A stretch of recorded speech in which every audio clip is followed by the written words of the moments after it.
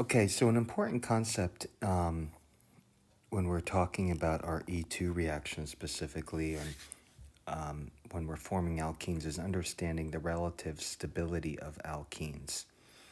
And basically, what we're going to see is that the more substituted the alkene, the more stable it is. Okay? The more substituted alkene, the more stable it is. All right? So what do we mean by substituted? So if I look at an alkene, a carbon-carbon double bond, I'm talking about the groups that are attached to these two carbons. So how many groups that aren't hydrogen are attached to these two carbons in blue? All right, so I can have a tetrasubstituted alkene where I have the carbon on the left has two alkyl groups, right? Remember, R equals alkyl group.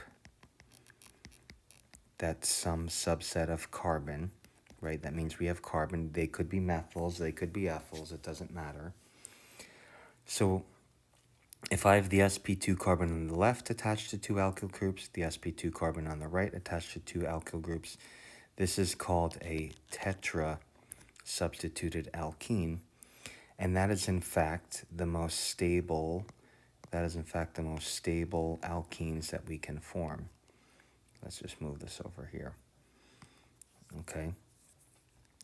So that's going to be the most stable form we can form. Next will be if I have carbons attached to three other carbons, R, R, R, and then one H. Let's put that H in red. This is now called a tri-substituted alkene, and this is a little less stable than the tetrasubstituted alkene, right? And that H, right, this H can really be on any one of these carbons. It's a tri-substituted alkene. So here the carbon on the left is attached to two R groups. The carbon on the right is only attached to one, and then it's attached to one hydrogen.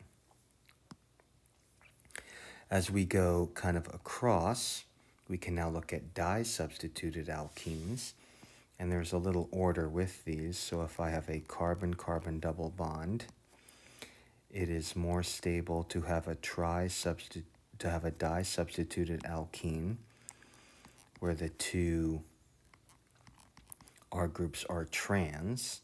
So this is disubstituted and trans. Okay, so notice these are trans. The two R groups are on opposite sides, or E.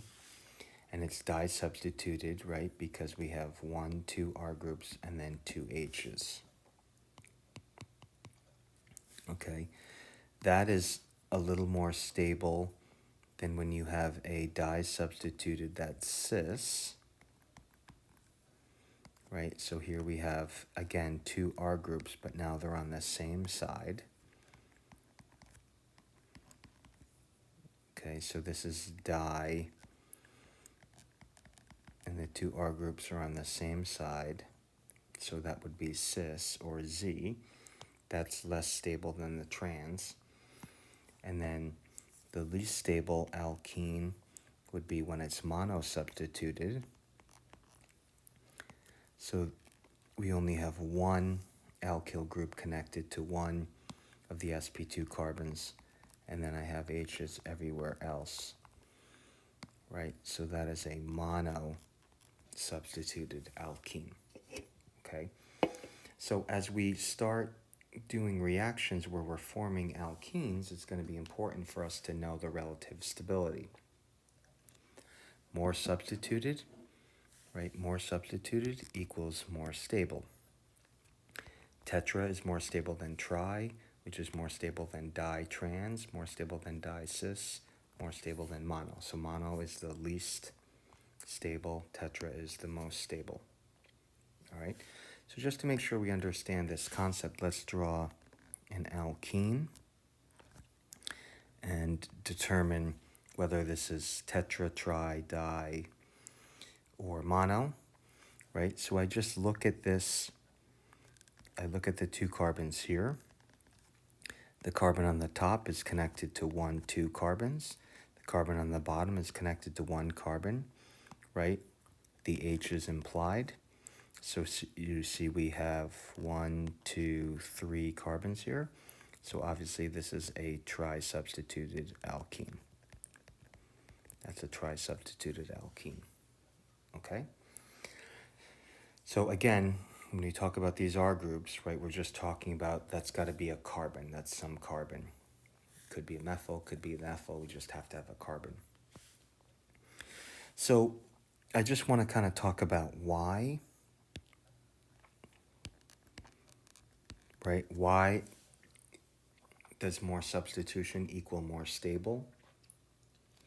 And we've actually already talked about this concept. The answer is hyperconjugation.